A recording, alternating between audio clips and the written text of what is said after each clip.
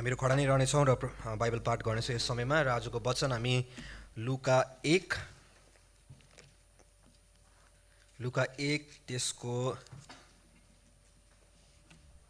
57 देखि लिएर हामी यसलाई अन्तसम्म 80 सम्म हामी यसलाई पढ्नेछौँ। र आजको खण्ड एकदमै लामो छ है। हामीहरू सबैजना खडा रहेर यस वचनलाई हामी पढ्नेछौँ। लुका 1 त्यसको 57 देखि लिएर वर्स 80 सम्म।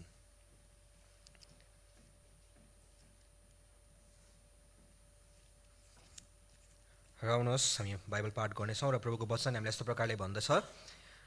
अब एलिशिबाको सुत्केरी हुने बेला आयो र तिनले एउटा छोरा जन्माइन्। परमप्रभुले तिनीमाथि एउटा ठुलो अनुग्रह देखाउनु भएको छ भन्ने सुनेर तिनका छिमेकीहरू र नातेदारहरू तिनीसँग रमाए। 8औं दिनमा तिनीहरू बालकलाई खतना गर्न आए र त्यसको नाउँ त्यसका बाबुको नाउँ जस्तै जकरिया राख्न लागेका थिए। तर त्यसकी आमाले भनिन्, होइन, यसको नाउँ यूहन्ना राखिनेछ। तिनीहरूले तिनलाई भने, तिम्रा नातेदारमा यस्तो नाउँ भएको कोही छैन। तब तिनीहरूले त्यसका बुबालाई इसारा गरेर सोधे, तिमी यसको नाउँ के राख्न चाहन्छौ? तिनले एउटा लेख्ने पाटी मगाएर त्यसको नाउँ यूहन्ना हो भनेर लेखिदिए। तिनीहरू सबै छक्क परे। तुरन्तै तिनको मुख खोल्यो र तिनको वाक्य फुट्यो र तिनी परमेश्वरको प्रशंसा गर्न लागे। तिनीहरूका सबै छिमेकीमा डर छायो।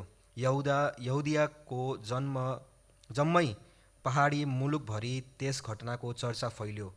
यी कुरा सुन्नेहरू सबैले यो बालक पछि कस्तो हुन्छ होला भनी आफ्ना मनमा गुने, किनकि परमप्रभुको बाहुली त्यसमाथि थियो। त्यसका बाबु जकरिया आत्माले भरिएर अगमवाणी बोल्न लागे, इजरायलका परमप्रभु परमेश्वरको प्रशंसा होस्, किनभने उहाँ आउनुभएको छ र आफ्ना मानिसहरूलाई उद्धार दिनुभएको छ।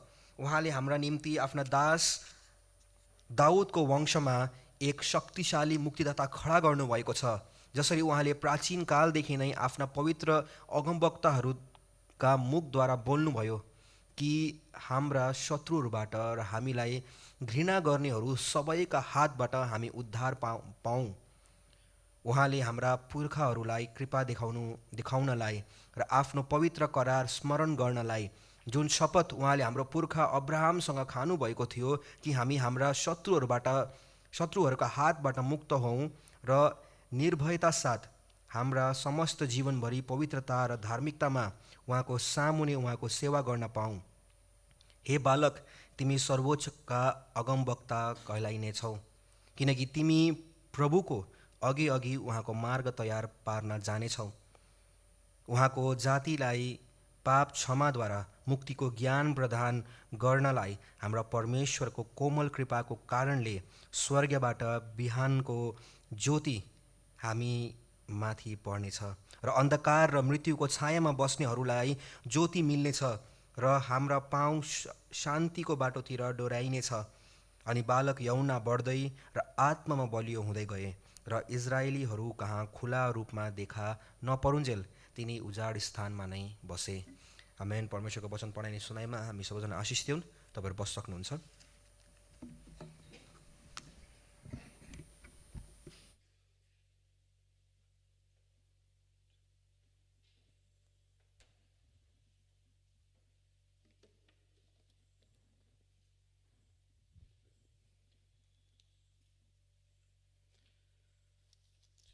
आप सभी को प्रभु यीशु मसीह के नाम में जय मसीह की।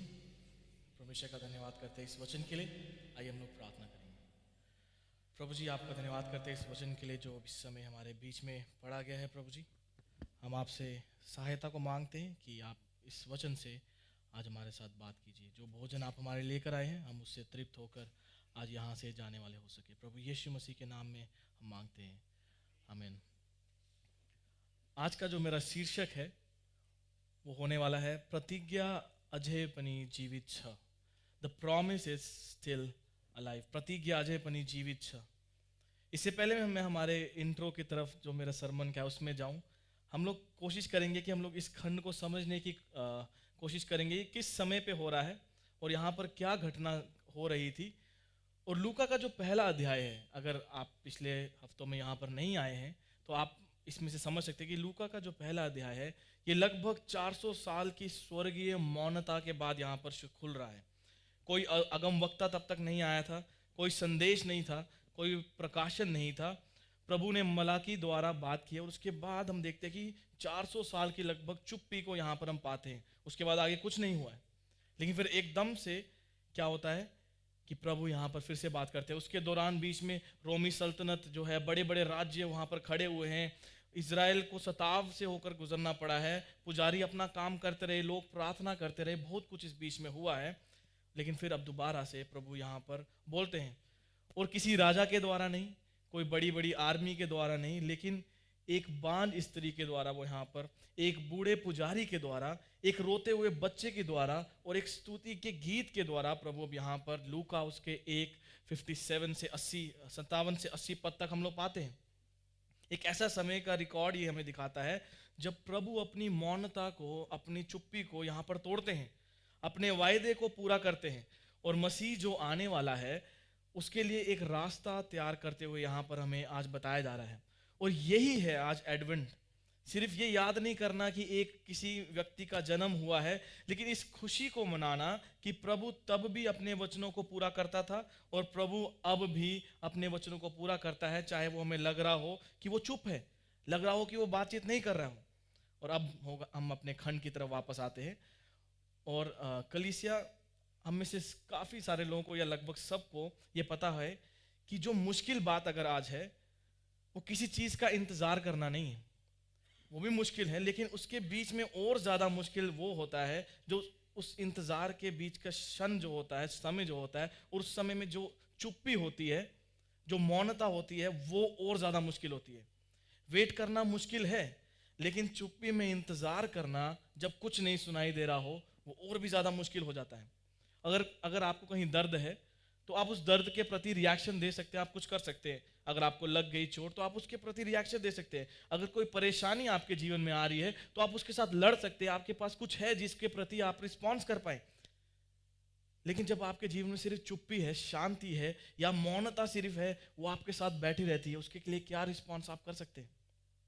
आप प्रार्थना तो करते हैं लेकिन कुछ नहीं हो रहा। आप आज्ञा मानते हैं लेकिन कुछ बदलता ही नहीं है। आप आशा तो करते हैं लेकिन समय वैसे ही लगातार बढ़ता रहता है। अनि आज हामी मा धेरै जनेहरूले त्यो मौनता लिएर मण्डलीमा आउनुभएको होला। आपने वो हॉस्पिटल के कॉरिडोर में शायद से वेट किया होगा जब आपको वो जवाब नहीं मिला। आपने उस नौकरी के ऑफर का शायद से इंतज़ार किया होगा लेकिन कोई जवाब नहीं आया।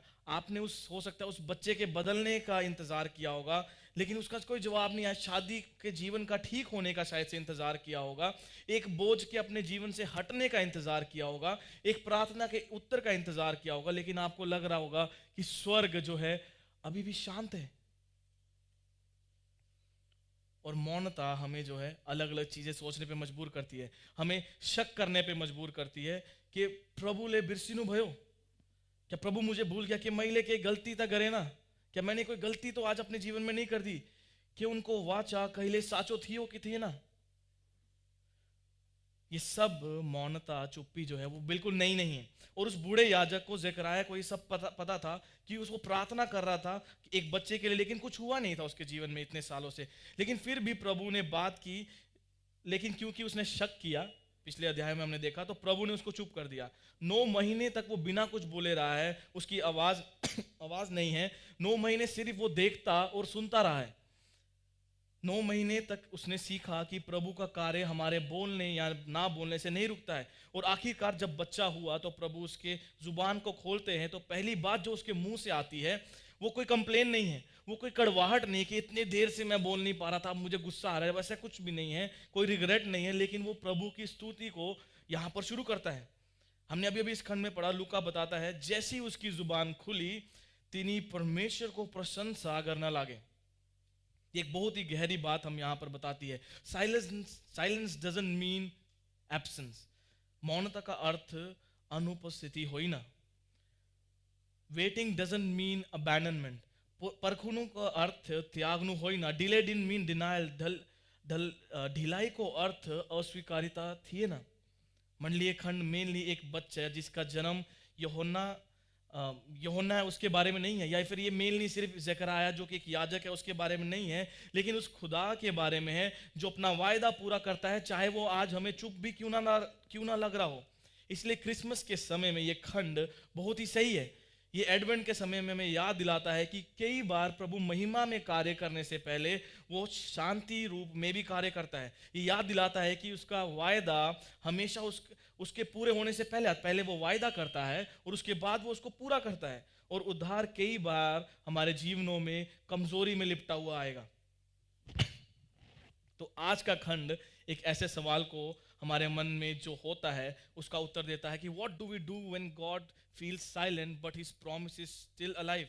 हम तब क्या करें जब प्रभु हमारे जीवन में शांत लगते हैं? क्या उसके वायदे अभी भी जिंदा हैं कि नहीं? ये सवाल अगर हमारे मन में है तो लूका इसका उत्तर यहाँ पर भविष्यवाणी से देता है, एक आत्मा से भरी हुई घोषणा से यहाँ पर देता है, जो हमें बताती है कि प्रभु क्या कर रहे हैं और क्या हम उन पे आज विश्वास कर सकते हैं कि नहीं, और कैसे ये मसीह की तरफ हमें आज केंद्रित करता है। हमें लूका इन पदों में बताने वाला है।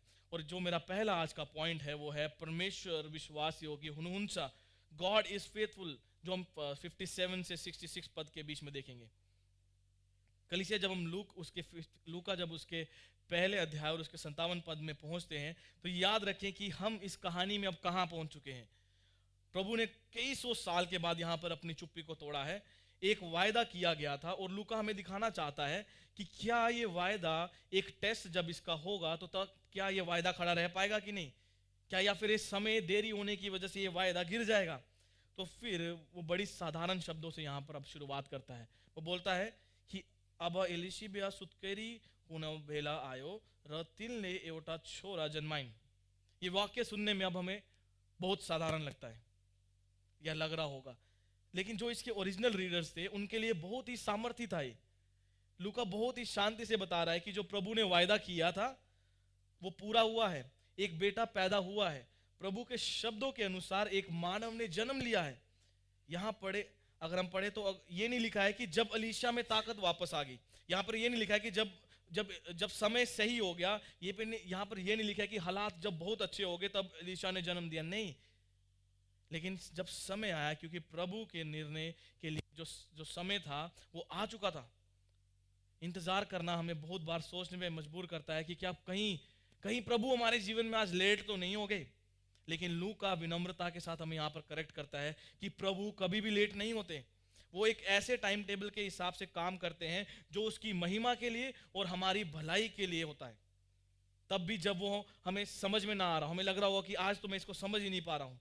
वर्स 58 हमें बताती है कि लोगों का प्रत्युत्तर वहां पर अब कैसा रहा होगा। जब लोग सुनते हैं कि ऐसा हुआ, पड़ोसी रिश्तेदार क्या करते हैं, वहां पर आकर आनंद मनाना शुरू करते हैं, क्योंकि वो सुनते हैं परम प्रभु ले तिनी माथी वहां को ठूलो अनुग्रह देखाउनु भएको छ।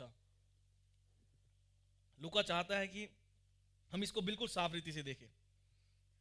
आनंद एलीशिबा के मेहनत पे नहीं है या ज़करयाह की दृढ़ता पे यहाँ पर नहीं था, लेकिन वो परमेश्वर की दया पे केंद्रित है। आनंद आ कहाँ से रहा है?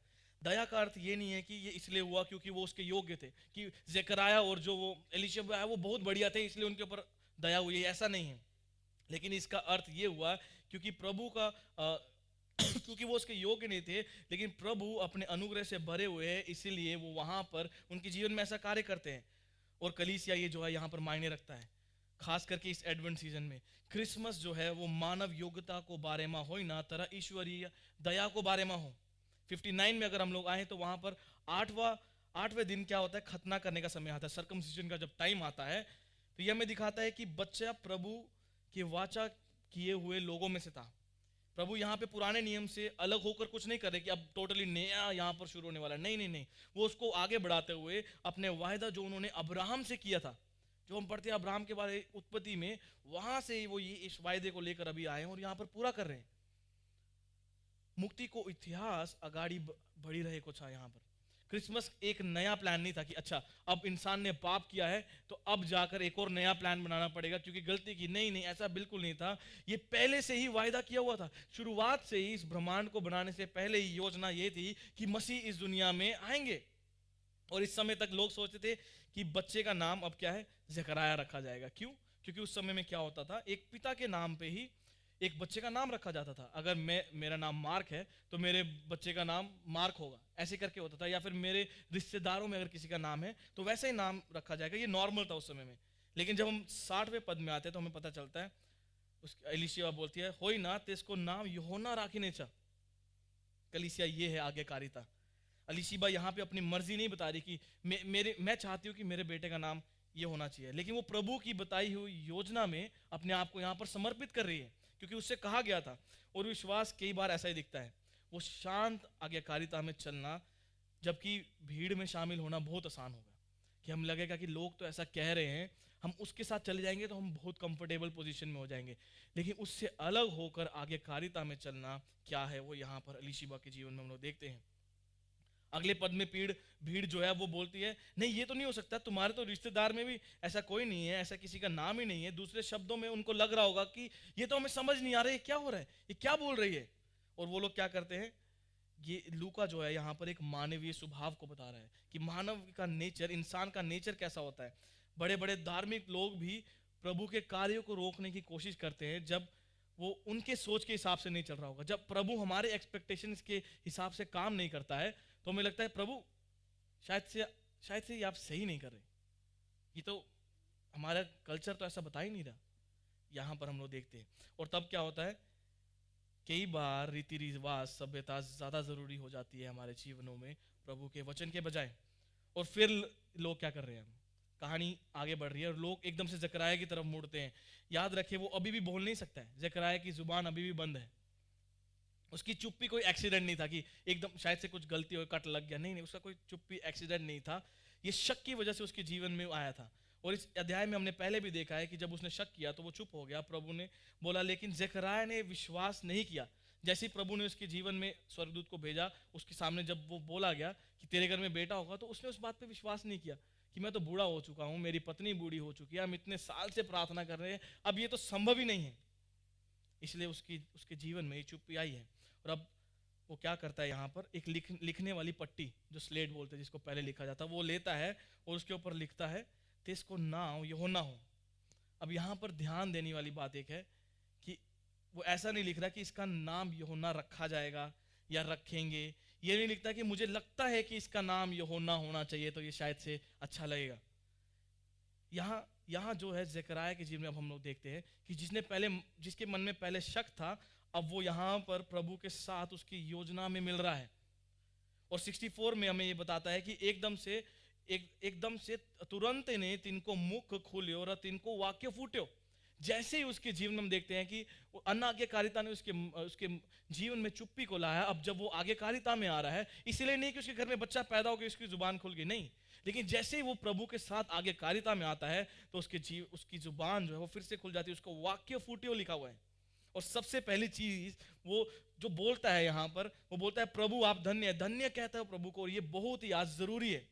और यहाँ पे लेखक हमें ये दिखा रहा है कि प्रभु का अनुशासन एक महत्वपूर्ण कारण के लिए होता है। उसकी चुप्पी सिर्फ इसलिए नहीं थी कि हाँ इसने कोई गलती की, अब इसको एक पनिशमेंट तो देनी पड़ेगी इसलिए इसको ये पनिशमेंट दे दो, लेकिन वो एक सुधार था जो कि उसको आराधना की तरफ लेकर जाने वाला था। जो कि आराधना उसके जीवन में खत्म हो चुकी थी प्रभु के प्रति, उसको पुनर्स्थापित करने के लिए यहाँ पर हो रहा है। प्रभु जकराया के दिल को जो है एक आकार में ला रहे थे, ताकि जब उसकी वापस आवाज आए, जब वो फिर से बोलना शुरू करे तो वो उसकी सही तरीके से इस्तेमाल करे। अगले वर्ष में हमें बताता है कि सब पड़ोसी डर गए, लेकिन अब जो यहां पर जो डर है वो खतरे का डर नहीं था, लेकिन एक आदर वाला डर उनके मन में आ जाता है कि प्रभु फिर से अब एक बार कार्य कर रहे हैं। एक व्यक्ति जो इतने समय से चुप था, जिसकी जुबान नहीं चल रही है, एक घर में बच्चा हो गया है और अब उसके बाद क्या हो रहा है, इसकी जुबान फिर से खुल जाती है। और फिर 66 में जब हम आते हैं वहां पर लिखता है ये कुरा सुनने हरू सबेला ये बालक पछि कस्तो हुन्छ होला भने आफ्नो मनमा गुने। और लूका इसके साथ एक और वर्ष आगे ऐड कर रहा है कि ना कि परम प्रभु को बाहुली तेस्माती थियो। इससे ये पता चलता है कि ये कोई ऐसे ही कोइंसिडेंस नहीं हो गया कि हाँ अभी चलो ये होना था तो हो गया, गलती से हो गया, लेकिन प्रभु यहाँ पर कार्य कर रहे हैं। प्रभु यहाँ पर पूरे तरीके से इन्वॉल्व हैं। प्रभु जो है वो विश्वास योग्य है। हमरो प्रभु विश्वास योग्य हुनुहुन्छ। अब अगर हम लोग 1 मिनट के रुके और देखेंगे कि अभी तक इस कहानी में क्या हुआ है। हमारे सामने क्या लाया गया? एक लंबी चुप्पी को हम लोगों ने यहाँ पर देखा कि वो यहाँ पर काफी समय से चुप्पी को तो यहाँ पर देखते हैं, मौनता को देखते हैं। एक वायदा जो कि अपने समय में पूरा हो रहा है, पूरा होने में समय ले रहा है, और एक शांति को हम लोग यहाँ पर देख रहे हैं। और इन सब के बीच में एक सत्य को सामने लाया जाता है कि प्रभु अपने वचन को पूरा करते हैं। God fulfils his word. चुप्पी ने उसके वर्ड को, उसके वचन को कमजोर नहीं कर दिया है। समय ने उसको कैंसिल नहीं कर दिया कि अभी बहुत देर हो चुकी है, अब इसको कैंसिल कर दो, नहीं। शक ने उसको खत्म नहीं कर दिया। और यहीं पे ये खंड आज हमसे मिलता है। हम मध्य धेरे जना वाचा रतेस को पूर्णता को बीच में जीवंदे हुनु होला। हम लोग उस समय में रह रहे होंगे जब हमारे जीवन में एक वायदा किया गया था और अभी तक वो पूरा नहीं हुआ है। हो सकता है हम उस गैप के बीच में अभी जी रहे होंगे। हम प्रार्थना था घर छौं तरह हम लेते इसको उत्तर से ढीलो लाग्छ। हम भरोसा था घर छ तरह मौनता त्यही हुन्छ। हमें लगता है कि नहीं, ये इतना चुप्पी क्यों है, कोई मेरे से, मैं प्रभु की बात को सुन क्यों नहीं पा रहा। मैं वचन तो पढ़ रहा हूं लेकिन प्रभु तो मेरे से बात ही नहीं कर रहा। मेरे परिवार में भी अभी लगभग इसी दौर से गुजर रहे हैं। मेरे नाना जी बीमार हैं, हम लोग जाना चाहते हैं लेकिन हम लोग जा नहीं पा रहे हैं। हम लोग प्रार्थना कर रहे हैं, प्रभु आप अपनी चंगाई को दें। लगातार प्रार्थना हो रही है लेकिन कुछ बदल नहीं रहा है। और इस समय में मौनता जो है, ये चुप्पी जो है, हमें बहुत भारी लग रही है। ये परीक्षा, और बहुत भारी हमारी परीक्षा लेती है कि क्या सच में ऐसा क्या है प्रभु के बारे में जिस पे हम लोग भरोसा रख सकते हैं। लूका हमें ये नहीं बताता है कि इंतजार करना हमेशा आसान होगा, लेकिन ये बताता है कि इंतजार करना कभी भी खाली नहीं होता है। It's never empty. प्रभु एलीशिबा के जीवन में पहले से ही काम कर रहे थे जब कोई देख भी नहीं पा रहा था। प्रभु ज़ेकराया को पहले से एक आकार में ला रहे थे जब वो बोल भी नहीं पा रहा था। इससे पहले कोई भी उसको फिर से सुने, प्रभु उसको तैयार कर रहे थे। और प्रभु उद्धार को बहुत पहले से ही तैयार कर रहे थे। इससे पहले कि इजराइल को पता चले कि उनको उद्धार की जरूरत भी है, उनको बचाने वाले की जरूरत है, उससे पहले ही प्रभु ने ये योजना बना रखी थी उनको बचाने के लिए। उदाहरण के लिए अगर एक टीचर के बारे में हम लोग सोचे कि वो बोलता है कि आपका रिजल्ट अनाउंस हो जाएगा, आपने एग्जाम दिया है और आपका रिजल्ट अनाउंस जल्द ही हो जाएगा। और स्टूडेंट्स अब क्या है कि उनके मन में होने लगता है, अच्छा कौन फर्स्ट आया होगा, कौन लास्ट आया होगा, कहीं मैं पास हुआ, फेल हुआ, और ये इंतजार करते रहते हैं। और फिर एकदम से सिस्टम जो है पूरा शांत हो जाता है, कोई मैसेज नहीं आता, कोई अपडेट नहीं आ रहा, लेकिन रिजल्ट तो तैयार हो चुका है। टीचर ने बता दिया था कि रिजल्ट तैयार हो चुका है। इसका मतलब ये नहीं है कि रिजल्ट नहीं है। देर लगने का मतलब ये नहीं होता कि रिजल्ट तैयार नहीं है। उसका मतलब सिर्फ ये है कि रिजल्ट को भी निकालने का सही समय नहीं आया है। ऐसा ही है कि प्रभु का वायदा जो काम करता है। चुप्पी का अर्थ ये हार नहीं है, क्योंकि चुप्पी का अर्थ, मौनता का अर्थ ये नहीं है कि प्रभु शायद से हार चुके हैं या फिर जो उन्होंने बोला था वो उसको भूल गए हैं। ऐसा बिल्कुल नहीं है। कुछ सवाल जो आज हम लोग पूछ सकते हैं, कहाँ है आज मौनता ने जो परमेश्वर की विश्वास योग्यता पे आपको डाउट करने के लिए लाया है? कहाँ पर हम परमेश्वर अगर चुप है तो कहीं हम उसके ऊपर डाउट तो नहीं कर रहे? क्या आपने ऐसा तो नहीं सोचा कि देर होने का अर्थ ये है कि प्रभु ने कहीं ना तो नहीं कर दी?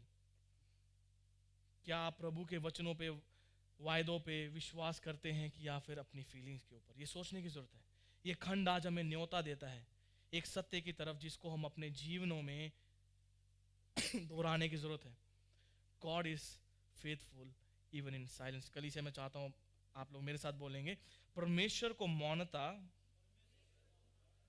फिर से बोलेंगे, परमेश्वर को मौनता मा पनि विश्वास योग्य हुनुहुन्छ। परमेश्वर मौनतामा पनि विश्वास योग्य हुनुहुन्छ। सच में प्रियो, हमारा जो परमेश्वर है, he is faithful even in silence. और ये प्रभु के आगमन का जो मौसम है, ये क्रिसमस का जो समय है, हमें याद दिलाता है कि इससे पहले यीशु भीड़ के सामने आए, प्रभु प्राइवेटली ये बता रहे थे कि आप लोग इस पे जो आने वाला है इसके ऊपर आप लोग विश्वास कर सकते हैं। यूहन्ना का जन्म बताता है कि वायदा अभी भी जीवित है। और अगर प्रभु यहाँ विश्वास योग्य था, प्रभु अगर अपने वचन में, इतिहास में विश्वास योग्य था, तो वो अपने बेटे को भेजने में भी विश्वास योग्य रहेगा। यूहन्ना ये बताना चाह रहा है यहाँ पर, क्योंकि वो प्रभु जो एक चुप्पी के से भरे हुए घर में अपने वायदे को पूरा कर सकता है, अगर वो वहाँ पर एक बूढ़ी स्त्री के जीवन में अपना कार्य कर सकता है, एक ज़करयाह जो कि याजक है, बूढ़ा हो चुका है, उसके जीवन में कार्य को पूरा कर सकता है, अगर वो उस चरनी में कार्य को पूरा कर सकता है, अगर वो उस क्रूस के ऊपर कार्य पूरा कर सकता है, तो कलीसिया वो आपके और मेरे जीवन में भी अपने कार्य को, अपने वायदे को पूरा कर सकता है। कलीसिया यही है जो मुझे अपने दूसरे बिंदु की तरफ लेकर जाती है। प्रभुले समझनु हुन्छ, प्रभु समझनु हुन्छ, गॉड रिमेंबर्स। और इसको हम 67 से 75 पद में देखेंगे। प्रभु समझनु हुन्छ, गॉड रिमेंबर्स। और जब हम अब आगे खंड में जाते हैं तो अब हम देखते हैं कि बच्चे के पैदा होने से अब जो शिफ्ट को हम लोग यहाँ पर देख रहे हैं, अब ये मुंह खोलने की तरफ चले जाता है। ज़करयाह जो कि महीनों से चुप था, अब पवित्र आत्मा से भरता है। और यहाँ पर ये डिटेल बहुत इंपॉर्टेंट है। क्यों? क्योंकि लेखक बताता है कि ये कोई भावना में आकर, इमोशंस में आकर यहाँ पर अब बातचीत नहीं कर रहा है। ये उस इमोशंस में बोले हुई बातें नहीं है, या ये खुद की कोई विचारधारा ज़करयाह अब यहाँ पर नहीं बोलता। जो ज़करयाह बोलने वाला है वो आत्मा के द्वारा आकार में लाया गया हुआ है, और ये सत्य है। ये ऐसा है जैसे प्रभु ने अपने लोगों को इंटरप्रेट करने के लिए मदद करते हैं, वैसा ही वो अब यहाँ पर कर रहे हैं। तेसको बुआ जकरिया आत्माले भरिए र अगमवाणी बोलना लागे। ये शब्द अगमवाणी का अर्थ ये नहीं है कि वो ऐसे ही कुछ अब बोलने वाला है कि जो फ्यूचर में कुछ होगा, या फिर वो अनुमान लगा रहा है, ऐसा नहीं है यहाँ पर। बल्कि इसका अर्थ ये है कि वो प्रभु की योजना की घोषणा अब यहाँ पर करने वाला है, जो कि उसके वायदों में गड़ी हुई है। ज़करयाह अंदर की तरफ नहीं देखता अपने कि वो अपने अंदर झांक रहा हो, नहीं, लेकिन वो पीछे की तरफ देखता है और वो आगे की तरफ देखता है। वो पीछे की तरफ ये देखता है कि प्रभु ने क्या वायदा किया है, और वो आगे की तरफ ये देखता है कि प्रभु अब क्या करने वाले हैं। पहला शब्द जो हम यहाँ पर देखते हैं, उसके मुंह से यूहन्ना के बारे में नहीं निकला। अगर हो सकता है मैं और आप इस जगह पर होते और हमारे घर में बहुत साल के बाद वेट करने के बाद एक बच्चा हुआ होता, या कोई और चीज़ भी हो सकती है, और जो कि असंभव लग रहा था, हमें इम्पॉसिबल लग रहा था, ये तो हो ही नहीं सकता, और हम लोग उसके लिए बहुत साल से प्रार्थना कर रहे हैं, और अब हम लोग उम्मीद हार चुके हैं। हो सकता है कि सबसे पहले जब हमारी जुबान अगर खुलती तो शायद से हम उसका नाम लेते कि यूहन्ना मेरा बेटा, या फिर हम उसकी तारीफ करते, कुछ ना कुछ ऐसा बोलते। लेकिन ज़करयाह कैसे शुरू करता है यहाँ पर? इस्राएल का परम प्रभु परमेश्वर को प्रशंसा हो, सच्ची आराधना यहाँ शुरू होती है। इससे पहले वो परिवार के बारे में बोले, इससे पहले वो उद्धार के बारे में बोले, इससे पहले वो भविष्यवाणी के बारे में बोले, वो प्रभु की प्रशंसा यहाँ पर करता है। लूका हमें याद दिलाता है कि आगमन का मौसम पहले प्रभु की महिमा के लिए, advent season is about God's coming, वो अबाउट गॉड्स ग्लोरी, ना कि हमारे आराम के लिए। It's not about our comfort. फिर ज़करयाह यहाँ पर कुछ अद्भुत बोलता है, वहां आउनु भएको छ र आफ्नो मानिसहरूलाई उद्धार दिनुभएको छ। अब यहाँ पे टेंस, जो टेंस यहाँ पर वाक्य किस प्रकार से लिखा गया है, वो बोलता है कि उद्धार आ चुका है। क्यों? क्योंकि जब प्रभु कार्य शुरू करते हैं, किसी कार्य को करना शुरू करते हैं, तो उसका अर्थ ये है कि जो उन्होंने वायदा किया है वो लगभग पूरा हो ही चुका है, वो पूरा होगा। अभी यीशु का जन्म भी नहीं हुआ है, यीशु अभी पैदा नहीं हुए हैं, लेकिन ज़करयाह एक दृढ़ विश्वास के साथ यहाँ पर बोल रहा है कि प्रभु अपने लोगों के पास आ चुके हैं, प्रभु दूर नहीं है, प्रभु ने इतिहास में कदम रखा है। 69 में आगे बढ़ते हुए वहाँ ज़करयाह बोलता है कि वहाँ ले हमरा निम्ति आफ्ना दास दाऊद को वंश में एक शक्तिशाली मुक्तिदाता खड़ा गर्नु भएको छ। ये शक्तिशाली मुक्तिदाता, और इंग्लिश में अगर हम लोग पढ़ते तो इसमें लिखा हुआ है हॉर्न ऑफ सैल्वेशन। ये पुराने नियम से आता है, और ये सामर्थ के बारे में हमें बताता है, ताकत के बारे में, जीत के बारे में। ज़करयाह बोल रहा है कि प्रभु एक कमजोर मदद नहीं है, he is not a weak help, लेकिन एक बलवान बचाने वाला प्रभु अब भेज रहे हैं अपने बेटे यीशु मसीह को, जो कि बहुत सामर्थी बलवंत है, जो कि हमें हमारे पापों से छुटकारा दे सकता है। और यहाँ दाऊद का नाम बहुत ध्यान से लिखा गया हुआ है, क्योंकि ये पुराने नियम से आता है, क्योंकि इससे ये बताया जा रहा है कि हमारी आशा जो है वो प्रभु ने जो की हुई वाचा है उसके वायदे के ऊपर है। ये उद्धार जो है ये रॉयल है, ये राजकीय है, ये मसीही है, और ये योजना जो है ये पहले से की हुई है, ये जानना बहुत जरूरी है।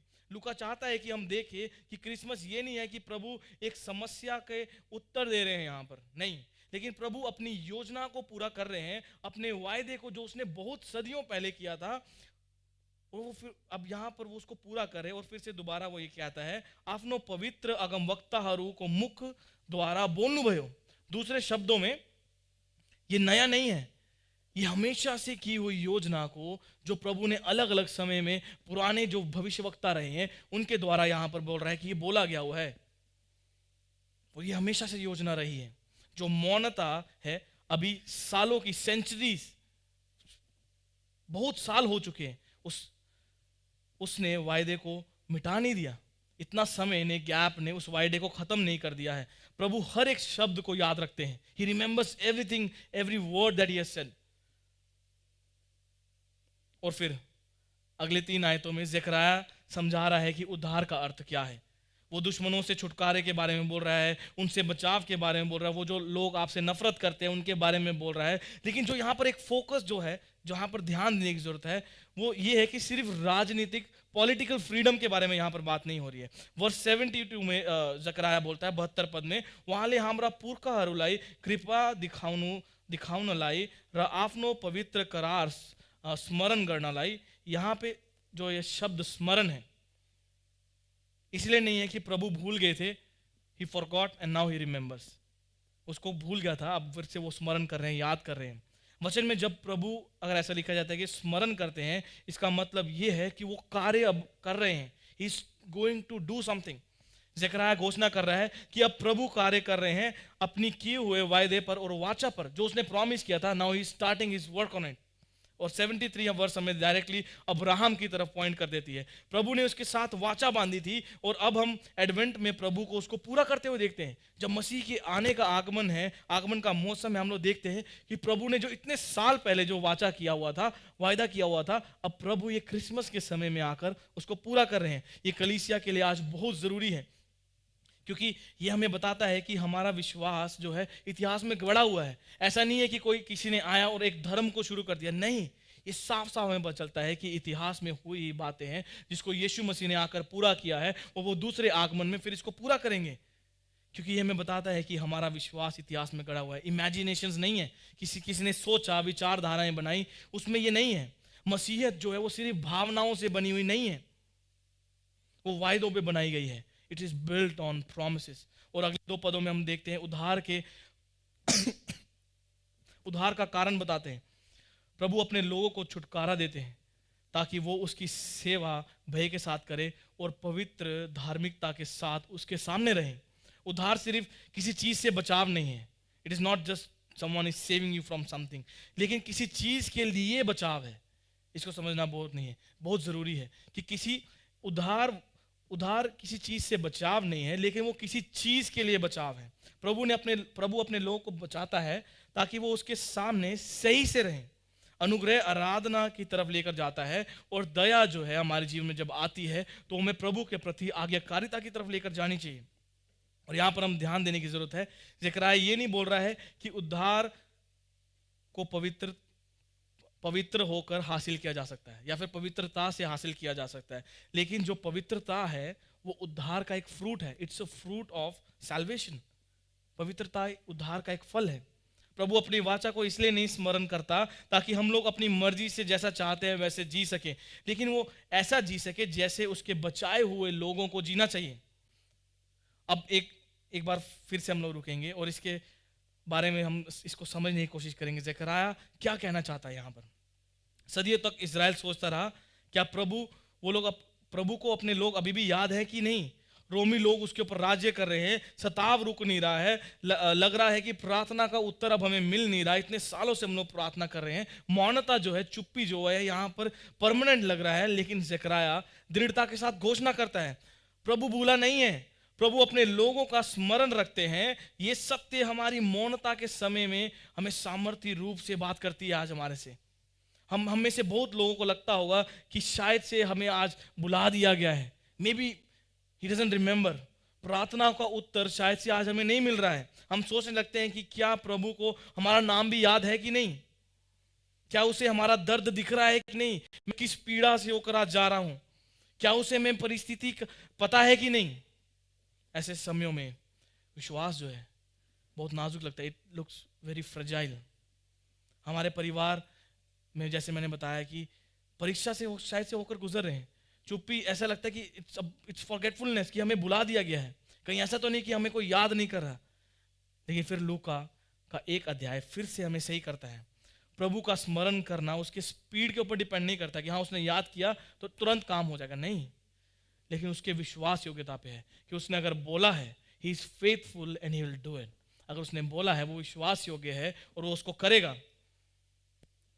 उदाहरण के लिए एक पेरेंट के बारे में अगर हम लोग सोचें, जो अपने बच्चे को वायदा करते हैं कि उसके स्कूल के बाद वो लेने आएंगे, और स्कूल की छुट्टी हो जाती है और बच्चा इंतज़ार कर रहा है, उसके दोस्त सारे चले जाते हैं, प्ले ग्राउंड में खेल रहे होते हैं। अब प्ले ग्राउंड धीरे धीरे खेलने का मैदान जो है खाली हो जाता है। अब बच्चे के मन में एक सवाल आता है कि कहीं पापा मम्मी मेरे को भूल तो नहीं गए, उन्होंने बोला था कि मैं लेने आऊँगा लेकिन अभी तक नहीं आए। और उसके मन में जब तक सवाल चल रहा होता है, वो अकेला है, एकदम से उसको एक गाड़ी की आवाज़ आती है, जानी पहचानी, नहीं ये तो मेरी गाड़ी है, ये जो सामने से आ रहे हैं मेरे मम्मी पापा, इनको मैं याद हूँ। प्रभु अपने बच्चों को कभी नहीं भूलते हैं, वो अपनी वाचा को कभी नहीं भूलते हैं, वो अपने वायदे को कभी नहीं भूलते हैं। ये खंड हमें सवाल पूछने में मजबूर करता है कि क्या हमें तभी ऐसा लगता है कि प्रभु हमें याद करते हैं जब हमें उत्तर जल्दी से मिल जाता है। अगर हमें हमारे उत्तर आने में देरी हो रही तो इसका मतलब क्या ये तो नहीं कि कहीं प्रभु हमें भूल गया है। अगर ऐसा हम लोग सोचते हैं तो इसका जवाब हमारे सामने साफ है। क्या हम प्रभु पे भरोसा रखते हैं कि नहीं, या अपने स्थिति पे देखते हैं? जो सवाल आज हम पूछ सकते हैं। ये मौसम हमें इनवाइट करता है कि हम अपनी आंखें उठाएं कि प्रभु को स्मरण करें, वो आ चुका है, वो जो उन्होंने शुरुआत की है वो उसे जरूरन पूरा करेंगे। ये सत्य है जो हमारे सामने है। प्रभु ले आपनो वायदा प्रतिज्ञा स्मरण गर्नु हुन्छ। प्रभु ना भूलने वाला परमेश्वर है। वो क्रिसमस इस बात को प्रूव करता है, साबित करता है कि प्रभु ने जो वायदा किया था वो उसको पूरा करने वाला है। हम आखिरी बिंदु में जाएंगे और हम जल्दी से इसको देखेंगे कि आखिरी के 4 बिंदुओं में 4 पदों में प्रभु हमारे साथ क्या बताना चाह रहे हैं। अब यहाँ पर जो फोकस है वो एक तरह से दूसरी तरफ फिर से चले जाता है। प्रभु की वाचा, प्रभु का उद्धार, प्रभु की विश्वास योग्यता के बारे में अब यहाँ पर बात हो रही है। ज़करयाह अपने बच्चे की तरफ अब मुड़ता है, लेकिन एक चीज़ जो यहाँ पर अब ध्यान देने वाली है, वो कैसे बोल रहा है। वो एक घमंडी पिता होकर यहाँ पर नहीं बोल रहा है कि ओ मेरे घर में एक बच्चा पैदा हुआ है और जो अब इतना महान होने वाला है, वो ऐसे करके यहाँ पर नहीं बोल रहा है। लेकिन उसको पता है कि ये जो बच्चा है ये उसके लिए भी नहीं है, ये प्रभु की योजना के लिए भेजा गया हुआ है। वर्ष 76 में बताया जाता है, ये बालक तिमी सर्वोच्च अगम वक्ता कहलाउने चा। ये टाइटल यहाँ पे मायने रखता है कि यूहन्ना का जो बेटा है वो एक उसकी तरह याजक नहीं होने वाला है। यूहन्ना जो बेटा है वो याजक नहीं होने वाला है अपने पिता की तरह, लेकिन वो एक अगम वक्ता होने वाला है, वो एक भविष्य वक्ता होने वाला है। एक ऐसी आवाज़ जो कि इजराइल ने इतने सालों से नहीं सुनी है, अब वो उसको सुनने वाला है। प्रभु चुप्पी को यहाँ पर तोड़ रहे हैं। यूहन्ना प्रभु की तरफ से बोलने वाला था, लेकिन फिर वो एकदम से उसके रोल पे लिमिट लगा देता है कि तिमी प्रभु को अगी वहां को मार तैयार पाड़ना जाने छ। यूहन्ना ये प्रभु नहीं है, ऐसा नहीं है कि ही इज गॉड, इसलिए ध्यानपूर्वक ये लिखा गया है। लेकिन रास्ता तैयार करने वाला है, वो उद्धार नहीं देगा लेकिन वो उसकी तरफ पॉइंट करेगा। यूहन्ना की महानता इसमें नहीं है कि वो कौन है, लेकिन वो किसका रास्ता तैयार करने वाला है इसमें है। आगे फिर से हम उसकी मिनिस्ट्री के बारे में हम लोग यहाँ पर बहुत कुछ पढ़ते हैं। वहाँ को जाति लाई पाप क्षमा द्वारा मुक्ति को ज्ञान प्रदान करना लाई, यहाँ पे गहराई को देखते हैं हम लोग। उद्धार कोई राजनीतिक नहीं था, लेकिन वो पाप से मुक्ति है, ये बाइबल आधारित है। धरती पे शांति होने से पहले प्रभु के सामने क्षमा आना बहुत जरूरी है। इससे पहले कि before the peace comes forgiveness is important. पहले माफी होना, पश्चाताप में आना बहुत जरूरी था। यूहन्ना जो है लोगों को एंटरटेन करने के लिए नहीं आ रहा था, वो तो उल्टा बोलने वाला था कि तुम लोग सांप के बच्चों, तुम लोग मन फिराओ क्योंकि स्वर्ग का राज्य निकट है। एक ऐसा समाचार को वो लोगों के सामने लेकर आने वाला था, उनको बताने वाला था कि तुम लोग गलत कर रहे हो, उन्हें पश्चाताप की तरफ वो वापस बुलाने वाला था। क्यों? क्योंकि ये पाप से भरी हुई जो दुनिया है, अंधकार है जिसमें मानववाद जीता है, ये एडवेंट सीजन जो है भावनाओं से नहीं, लेकिन वो हमें ये बताता है कि एक रोशनी जो है वो हमारे लिए, जो उजियालो जो है वो पैदा हो चुका हुआ है। मसीह सिर्फ हमारा प्रोत्साहन, he didn't come just for encouraging अस कि हाँ एक और मोटिवेशनल स्पीकर आज पैदा हो गया, मसीह यीशु इसलिए नहीं आए, लेकिन वो हमें हमें उस अंधियारों से, उस अंधेरे से बचाने के लिए है। और जब हम 78 वर्ष में आते हैं, हम लोग क्रिसमस के हृदय को यहाँ पर पाते हैं। यहाँ पर ऐसे लिखा हुआ, ध्यान से सुनिएगा, हमरा परमेश्वर का कोमल कृपा को कारण ले। यहाँ पे हम लोग देखते हैं कि फिर से कृपा, कोई बड़ाई नहीं, किसी की काबिलियत के कारण नहीं, लेकिन सिर्फ और सिर्फ कृपा और दया के कारण। स्वर्ग बटा बिहान को ज्योति हमी मात ही पड़ने सा। लूका एक सुंदर दृश्य को यहाँ पर अब दिखा रहा है कि रात तो सच है, अंधेरा तो है, लेकिन मेरे प्रियो वो रोशनी जो है, वो सूर्य उदय जो है वो होने वाला है और वो हमारे ऊपर चमकने वाला है। और आखिर के 2 पद पे यहाँ पर हम लोग देखें अगर तो कि कैसे वो उन लोगों को रोशनी में लाएगा जो अंधेरे में बैठे हुए हैं। ये हमें बताता है कि कैसे मनुष्य अंधेरे में है और प्रभु उससे बचाने के लिए एक रोशनी भेजने वाला है। और यहाँ पर हर चीज़ हमें यीशु की तरफ पॉइंट करती है। यीशु ही वो सूर्य उदय है, वो रोशनी। ऐसा नहीं है कि वो चंद्रमा नहीं है कि वो सूरज की रोशनी को रिफ्लेक्ट करते हैं, नहीं, वो खुद वो रोशनी है जो कि वो लेकर हमारे लिए इस दुनिया में आ रहे हैं। वो हमें छोड़ नहीं देता कि हम लोग रास्ता ढूंढ लें अपने आप खुद से, लेकिन वो खुद यीशु मसीह हमारे लिए रास्ता बन गया। उन्होंने कहा, मार्ग, सत्य और जीवन मैं ही हूँ। और लूका बोलता है कि वो हमारे पैरों को शांति की तरफ लेकर जाता है। खत्म होने वाली शांति नहीं कि आज शांति हुई और कल शांति खत्म, नहीं, लेकिन वो एक ऐसी शांति की तरफ लेकर जाता है which is going to be permanent. वो हमेशा के लिए रहने वाली शांति की तरफ वो हमें लेकर जाता है। और आखिर में हमें ये सवाल, क्षण जो है हमें मजबूर करते हैं कि हम सोचें और एक सवाल को पूछें, अगर यीशु रोशनी है तो ये हमारे लिए, हमारी सिचुएशन में आज क्या है? इसका मतलब ये है कि हम लोग अंधेरे में हैं और अंधेरा हम लोग खुद से मैनेज नहीं कर सकते, लेकिन वो ऐसा है जिससे हमें बचाव की ज़रूरत है। हमें चाहिए कि कोई आकर हमें बचाए। यहीं पे है जो ये खंड हमसे आज बात करता है। कैसे क्रिसमस का मतलब ख़त्म हो जाएगा अगर हम भूल जाएंगे कि यीशु इस दुनिया में क्यों आए। वो इसीलिए आए क्योंकि पाप जो है, सिन इज रियल, पाप सत्य है कि पाप इस दुनिया में है। वो इसलिए आए क्योंकि क्षमा ज़रूरी है। वो इसलिए आए क्योंकि बिना रोशनी के हम हमेशा के लिए खोए हुए रहेंगे, हमें रास्ता नहीं पता चलेगा। आप सोचिए, अगर लाइट चली जाए, आप कभी भी जाके अंधेरे से बहस नहीं कर सकते। ओह अंधेरे तू कैसे आ गया, हट जा। आप लोग ऐसे कर सकते? नहीं कर सकते। आप लोग क्या करेंगे? लाइट जलाएंगे, और जैसे ही आप लोग लाइट जलाते हैं अंधेरा जो है एकदम से गायब हो जाता है। ऐसा नहीं होता कि वो अंधेरा आपने यहाँ पर लाइट जलाई और धीरे धीरे करके जाएगा, नहीं, जैसे ही आप लोग लाइट जलाते हैं अंधेरा एकदम से झटके से गायब हो जाता है। यही है जो यीशु आज हमारे जीवन में करते हैं। वो अंधेरे के साथ में एक साथ नहीं रहते। ही डजंट को एग्जिस्ट विद द डार्कनेस। वो अंधेरे पे जीत हासिल करते हैं और उसको एकदम से खत्म कर देते हैं। तो मैं आपसे आज पूछना चाहता हूँ कि आज आप लोग ऐसे कौन से अंधेरे में जी रहे हैं? कौन से पाप ऐसे हैं जिसके साथ आज आप शायद से आप लोग समझौता कर चुके हैं, जिसको यीशु मसीह माफ करने के लिए इस दुनिया में आए थे? क्या आप इंतजार कर रहे हैं कि परिस्थिति बदल जाए, या आप रोशनी के पास आ जा रहे हैं?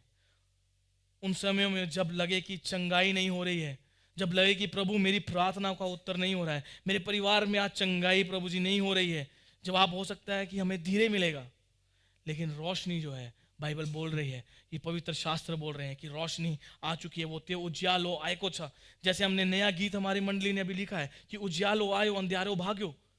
वो सिर्फ बोले हुए शब्द नहीं है, लेकिन सच में वो अंधियारा जो उजाला जो है वो आ चुका है, और अंधियारो जो है वो भाग्यो को छा, वो भाग चुका है। एडवेंट आज हमें सिखाता है कि प्रभु ने अपने वायदे को पूरा किया है, उसने अपनी वाचा स्मरण किया है। ये सत्य कलीसिया हमें बोलने की, घोषणा करने की जरूरत है, खासकर जब हम इस दुनिया के अंधेरे में जी रहे हैं। उज्यालो आउनु भय को छा। आपके साथ जो बैठे आप उनको बोलिए कि उज्यालो आउनु भय को छा। आप में कन्विक्शन नहीं लग रहा। अगर आप लोग सच में क्या आप लोग विश्वास करते हैं उज्यालो आ गया है, उज्यालो आया आप लोगों के लिए मंडली, तो एक बार फिर से बोलेंगे कन्विक्शन के साथ कि उज्यालो आउनु भय को छा। Yes, the light has come. और उस उज्यालों का नाम, उस रोशनी का नाम यीशु मसीह है। यूहन्ना ने रास्ता तैयार किया और यीशु मसीह वो खुद रास्ता है। यूहन्ना ने माफी की तरफ पॉइंट किया और यीशु मसीह ने वो हमारे लिए खरीद लिया है। यूहन्ना ने बियाबान में बोला और यीशु मसीह हमारे लिए उस क्रूज पे चढ़ गए। यही मंडली क्रिसमस सिर्फ डेकोरेशन नहीं है। Christmas is not just about eating, या कोई यादें नहीं है कि नॉस्टैल्जिया हो गया कि हमने ऐसा ऐसा किया था, नहीं, ये कोई रीति रिवाज नहीं है, लेकिन प्रभु का अंधेरे में उतर के आना पापियों को बचाने के लिए, और क्योंकि रोशनी आ चुकी है, हम आशा नहीं करते, हम लोग दृढ़ता के साथ इंतजार करते हैं, हम पश्चाताप करते हैं नम्रता के साथ, और हम विश्वास करते हैं कि आनंद के साथ, क्योंकि the promise is still alive, प्रतिज्ञा अजय बनी जीवित साथ। तो वो प्रॉमिस जो वायदा किया हुआ है आज भी हमारे लिए जीवित है। आइए हम लोग प्रार्थना करेंगे। प्रभु जी धन्यवाद करते हैं आपके इस वचन के लिए। प्रभु जी हम धन्यवाद करते हैं आपके उस वायदे के लिए जो आज भी जीवित है। प्रभु जी आपके वचन ने यकीनन आज हमसे बात की होगी। शायद से हमें कई बार लगता होगा कि आप बात नहीं कर रहे, आप अपने वचन से नहीं बोल रहे, हमारी प्रार्थनाओं का उत्तर आज हमें नहीं मिल रहा है। प्रभु जी उस समयों में आप हमें दृढ़ बनाएं कि हमारी नजरें आपकी तरफ लगी रहे। हम लोग ये ना सोचे कि शायद से प्रभु भूल गया है, लेकिन हम लोग इस बात को स्मरण करें कि आप ऐसे परमेश्वर है जिसने वायदे को किया है और जो वायदे को पूरा करता है, जिसने हमें बनाया और छोड़ नहीं दिया, लेकिन आप वो परमेश्वर हैं जिसने अपने पुत्र यीशु मसीह को इस दुनिया में हम पापियों के लिए भेज दिया, ताकि हम लोग जो अंधेरे में जी रहे हैं हम लोग उस रोशनी में आ सके। प्रभु जी इस वचन के लिए हम आपका धन्यवाद करते हैं, उस वायदे के लिए जो अभी भी जीवित है और हमेशा जीवित रहेगा। हम आपके लिए धन्यवाद करते हैं। इस प्रार्थना को प्रभु यीशु मसीह के नाम से मांगते हैं, आमीन।